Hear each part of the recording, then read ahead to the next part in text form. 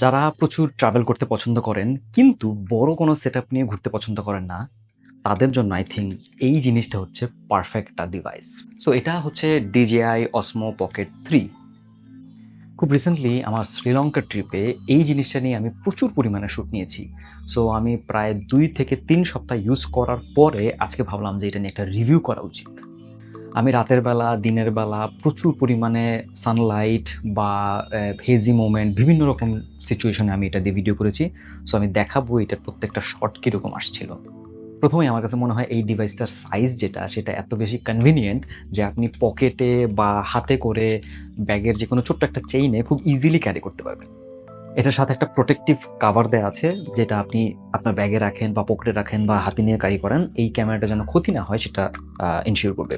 এই ডিভাইসের ক্যামেরাতে একটা 1 ইঞ্চি CMOS সেন্সর দেয়া আছে, যেটার কারণে এটা খুব ভালো লো লাইটে শট নিতে পারে এবং প্রত্যেকটা শটের বেশ ভালো রেজুলেশনও ক্যাপচার করতে পারে। দ্বিতীয়ত হচ্ছে এটা 4K রেজুলেশনে 120 FPS এ শট করতে পারে। তার মানে আপনি যদি স্লো মোশন শট নিতে চান বা খুবই রানিং বা স্পোর্ট মোডে যদি আপনি কোনো একটা শট নিতে চান, এই শটগুলো কিন্তু প্রত্যেকটা ফ্রেম বাই ফ্রেম বেশ ভালো শট আসে। এবং আপনি চাইলে 10 বিট D-Log মোডেও শুট করতে পারবেন, যেখান থেকে আপনার প্রচুর পরিমাণে এডিটিং ক্যাপাবিলিটি থাকে। ওই শটগুলো থেকে আপনি পরে কালার কারেকশন থেকে শুরু করে অনেক কিছু আপনি করতে পারবেন। এই ডিভাইসে একটা 3 অ্যাক্সিস স্টেবিলাইজেশন গিম্বল আছে।